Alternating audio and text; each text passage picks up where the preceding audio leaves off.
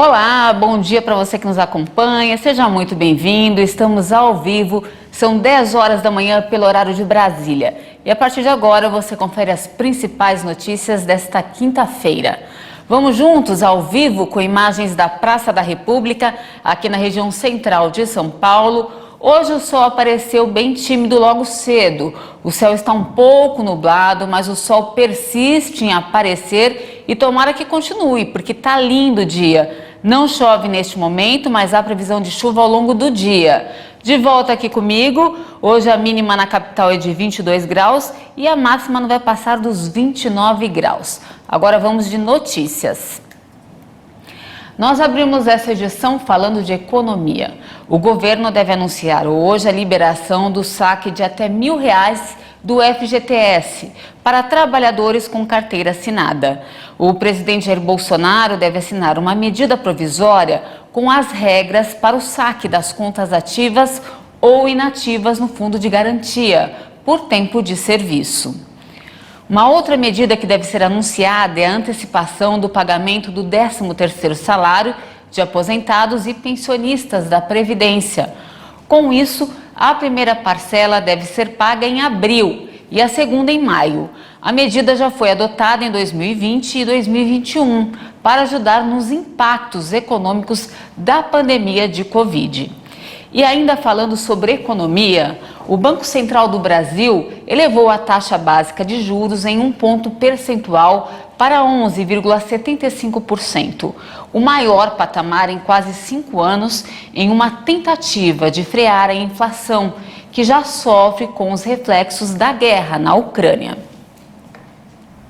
Em meio aos impactos da guerra na Ucrânia sobre a economia global, o Banco Central do Brasil continuou a apertar os cintos na política monetária. Por unanimidade, o Comitê de Política Monetária, o Copom, elevou a taxa Selic de 10,75% para 11,75% ao ano. A decisão já era esperada pelos analistas de mercado. Esse foi o 9º reajuste consecutivo na taxa Selic. Apesar da alta, o BC reduziu o ritmo de aperto monetário. Depois de 3 aumentos seguidos de 1,5 ponto percentual, a taxa foi elevada em 1 ponto. Os juros agora estão no maior nível desde abril de 2017. A Selic é o principal instrumento do Banco Central para manter sob controle a inflação oficial, medida pelo Índice Nacional de Preços ao Consumidor Amplo. Em fevereiro, o indicador fechou em 10,54% no acumulado de 12 meses, no maior nível para o mês desde 2015. A inflação foi pressionada principalmente pelos combustíveis e pelos aumentos de início de ano nas despesas de educação.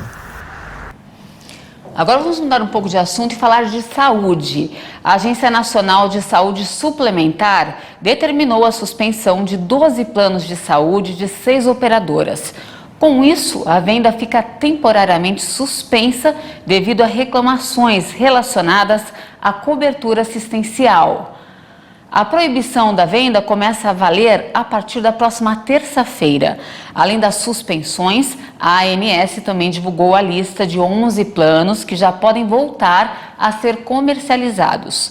A medida faz parte do monitoramento da agência, que acompanha regularmente o desempenho do setor. Mudando de assunto de novo, uma vaca que estava solta ontem nas ruas da Zona Norte de São Paulo causou muita confusão. O animal foi visto correndo atrás de pedestres e policiais na Avenida Inajar de Souza, no bairro do Limão. As imagens mostram a vaca invadindo o canteiro central da via e correndo atrás de pessoas. Ela ainda conseguiu derrubar 2 pessoas. O animal foi capturado e levado à divisão de vigilância de zoonoses para avaliação e exames médicos. Agora a vaca deve ser colocada para adoção. Alguém tem interesse? Vamos falar de coronavírus. O Ministério da Saúde de Israel anunciou 2 casos de contágio por uma variante não identificada de Covid. Aparentemente sem gravidade, ela combina as subvariantes BA.1 e BA.2. Os 2 casos foram descobertos graças a testes de PCR realizados no aeroporto Ben Gurion. De acordo com o Ministério, as pessoas contaminadas apresentaram sintomas leves de febre, dores de cabeça e musculares e não precisaram de cuidados médicos especiais. A pasta disse ainda que o fenômeno das variantes combinadas era bem conhecido e que, no momento, não havia preocupação sobre a possibilidade de levar a casos graves.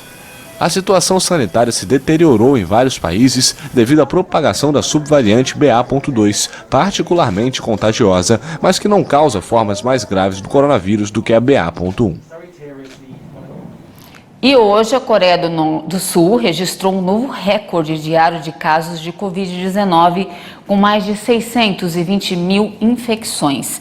As autoridades alegam que o país está perto do pico da onda de contágios provocada pela variante Ômicron.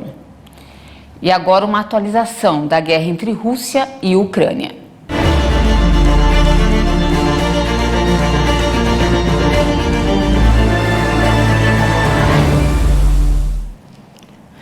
Nesta quinta-feira, o presidente da Ucrânia, Volodymyr Zelensky, discursou ao parlamento alemão.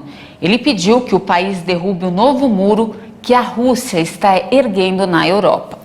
Ele detalhou que não é um muro de Berlim, é um muro na Europa Central entre a liberdade e a escravidão, e este muro fica maior a cada bomba lançada sobre a Ucrânia.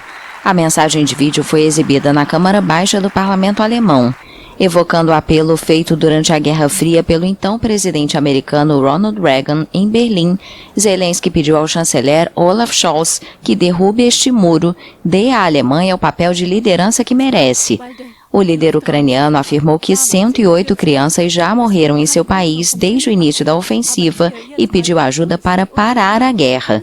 Em seu discurso, o presidente também lamentou as estreitas relações estabelecidas entre a Alemanha e Rússia nos últimos anos, especialmente no campo energético. A Ucrânia sempre se opôs ao gasoduto entre os dois países, que já está concluído, mas foi suspenso após a invasão russa.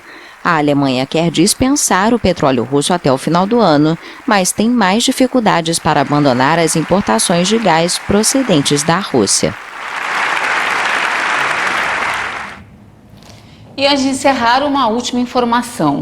A estrela Olga Serminova deixou o Bolshoi de Moscou para se juntar a uma companhia holandesa em protesto contra a guerra na Ucrânia. O brasileiro Victor Caixeta também vai acompanhar a bailarina na Holanda em uma apresentação em abril. De acordo com a companhia holandesa, Serminova denunciou abertamente a invasão russa e disse que a ofensiva de Moscou inviabilizava o trabalho dela no país natal. O texto oficial confirma ainda a chegada à companhia do bailarino brasileiro Victor Caixeta, de 22 anos, solista do Balé Mariinsky de São Petersburgo, decisão que o artista já havia anunciado na semana passada. Serminova e Caixeta vão atuar juntos no Balé Raimonda, que está marcado para estrear no dia 3 de abril. Olga Serminova contou que tem raízes ucranianas do lado do avô e expressou profunda decepção, dizendo esperar que as sociedades civilizadas resolvam seus problemas políticos apenas por meio de negociações pacíficas. Serminova nasceu em São Petersburgo e se formou bailarina em 2011. Foi contratada como solista pelo Bolshoi e em 2016 assumiu o cargo de diretora.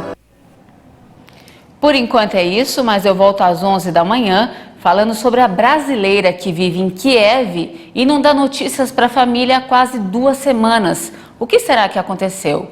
É daqui a pouquinho, você não pode perder e eu espero você. Até mais.